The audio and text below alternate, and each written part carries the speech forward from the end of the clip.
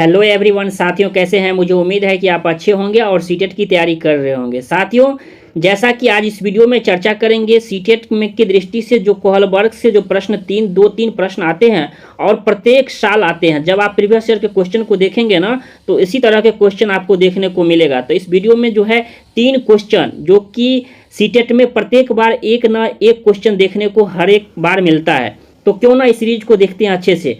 तो कहता है, जैसा कि देख पा रहे होंगे स्क्रीन पे, समझने की कोशिश करते हैं।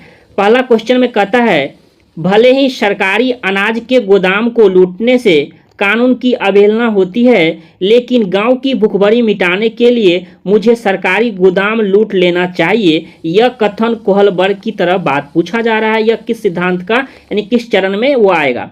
पहला क्वेश्चन समझने की कोशिश करते हैं। कहता है, भले ही सरकार अनाज के गोदाम को लूटने से कानून की अवहेलना मानता है, यानी क्या, अगर कोई लूटता है तो उसे क्या मिलेगा, कानून इनके नज़र में क्या होगा, वो गलत होगा और उसे दंड मिलेगा।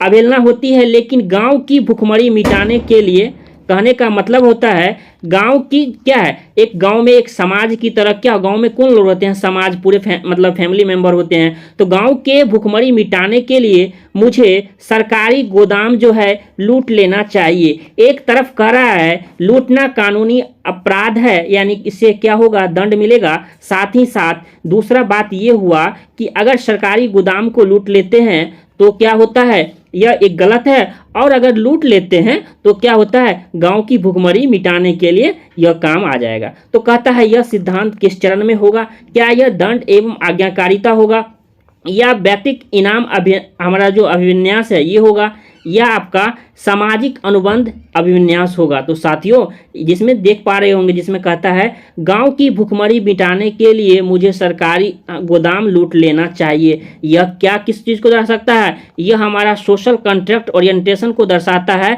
यानी सामाजिक अनुबंध हमारा अभिविन्यास को दर्शाता है। यानी ऑप्शन नंबर सी हमारा क्या हो जाएगा, करेक्ट हो जाएगा। जिसमें एक शर्त है, ये है कि गोदाम को लूटने के कानून की अवहेलना होती है, लेकिन मुझे लूट इसीलिए लेना चाहिए क्योंकि इससे गांव की भूखमरी क्या हो सकती है, समाप्त हो जाएगी। इस प्रकार सोशल हमारा कॉन्ट्रैक्ट की बात हो रही है, तो क्या हो जाएगा, सामाजिक अनुबंध होगा, ऑप्शन नंबर सी। तो ऐसे प्रश्न आप जब भी रहे तो आप क्या मारेंगे, सोशल हमारा कॉन्ट्रैक्ट जो ओरिएंटेशन यानी सामाजिक अनुबंध आप देखेंगे ऐसे ऑप्शन में, तो आप सही लगा लेंगे। तो ऐसे प्रश्न आपको देखने को मिलेगा। अगला क्वेश्चन है, ये भी क्वेश्चन बहुत बार आते हैं और हर एक बार देखने को मिलता है, ठीक ना।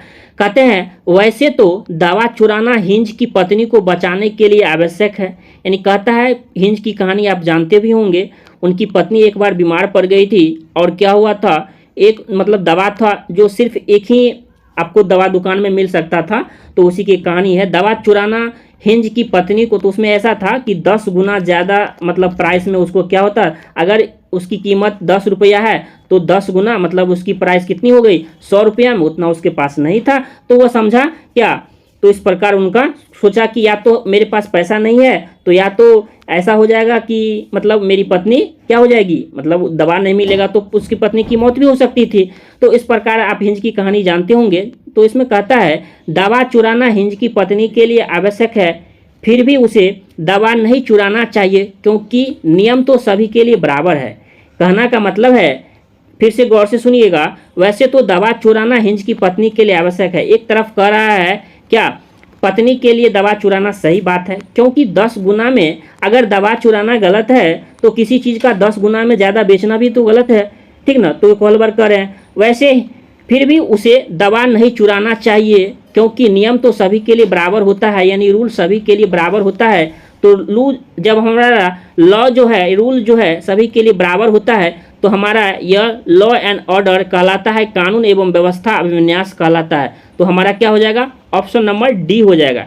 जिसमें एक चीज़ को, क्योंकि नियम तो सभी के लिए बराबर होते हैं, ऐसे शब्द मिले ना आपको, तो नियम सबके लिए बराबर होते हैं, कहने का मतलब है यह हमारा लॉ एंड ऑर्डर की बात कर रहा है, ठीक ना।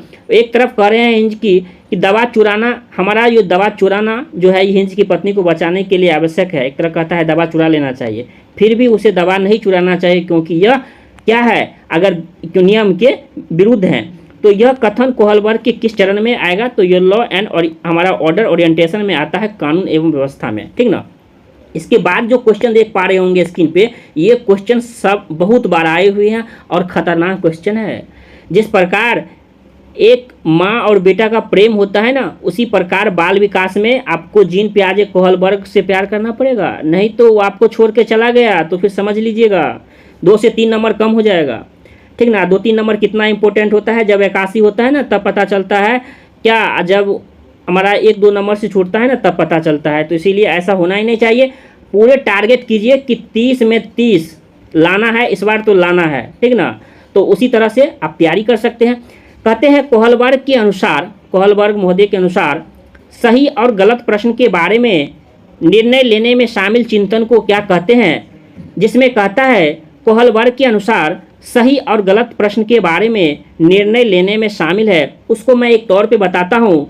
अगर आपको पूछा जाए, ठीक, ये आपकी माँ, ये आपकी पिता है, कोई अगर आपसे पूछा जाए कि माँ या पापा में से एक को चूज करो, तो और आपको एक चूज करना पड़ेगा। ठीक ना, एक आपको चूज करना पड़ेगा, या तो मम्मी को चूज करो या पापा को।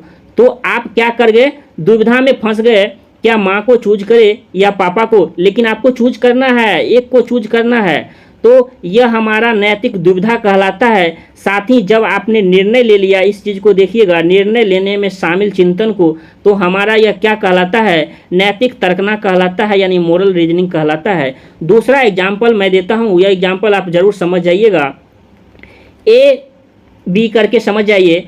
ए है आपका क्या, एक बॉय है और एक गर्ल है। ठीक, एक बॉय है और एक गर्ल है। क्या होता है, दोनों में जब प्यार होती है, प्यार होने के बाद जब शादी की बात आती है तो माँ नहीं मानती है, माँ कहती है, माँ नहीं मानती है। साथ ही माँ, आपकी माँ कहती है, बेटा या तो तुम उस लड़की से प्यार करते हो, तो बेटा कहता है, देखिए प्यार जब हो जाता है ना तो शादी की बात होती है। तो माँ कहती है, बेटा या तो तुम उस लड़की से शादी करो। ठीक, तो माँ नहीं मानती है, तो बहुत कुछ होता है, तो कहती है या तो तुम उस लड़की के पास चले जाओ या फिर मेरे पास। तो वह लड़का जो है, गर्ल, हमारा बॉय जो है, ठीक ना, यह दुविधा में फंस जाता है। दुविधा में ये फंस गया कि हम एक तरफ हमारे गर्लफ्रेंड के पास जाएं, मतलब हम शादी कर लें, ठीक ना, या एक तरफ हमारी माँ के पास जाए। जब वह दुविधा में फंस गया तो हमारा यह नैतिक दुविधा कहलाता है। ठीक ना, क्या कहलाता है, नैतिक दुविधा, यानी मोरल डायलेमा कहलाता है। और उन्होंने डिसीजन ले लिया, नहीं मुझे माँ के पास जाना है, तो हमारा यह लास्ट में जो हमारा निर्णय ले लिया, तो हमारा यह मोरल रीजनिंग कहलाता है। तो इस प्रकार आपका यह नैतिक तर्कना हो जाएगा। आप अच्छे से समझ भी गए होंगे। ठीक ना, अगर कहीं भी डाउट है फिर भी आप कमेंट बॉक्स में आप हमें बता दीजिए। कोहलबर्ग से यह 3 प्रश्न, जो कि प्रत्येक बार 1 से 2 प्रश्न आपको देखने को मिलता है, तो ऐसे क्वेश्चन को आप प्रैक्टिस कर सकते हैं, अभ्यास कर सकते हैं। यह सेशन कैसा लग रहा है, अगर आपको यह वीडियो अच्छा लगा हो तो दोस्तों तक जरूर शेयर कीजिए। इस चैनल पर पहली बार आए हैं तो चैनल को सब्सक्राइब कर लीजिए, और इस वीडियो को ज़्यादा हो सके तो शेयर कीजिए। और एक बात, टेलीग्राम ग्रुप का लिंक दिया गया है, नीचे में डिस्क्रिप्शन में लिंक दिया गया है, आप इसे भी ज्वाइन कर लीजिए। जय हिंद, जय भारत।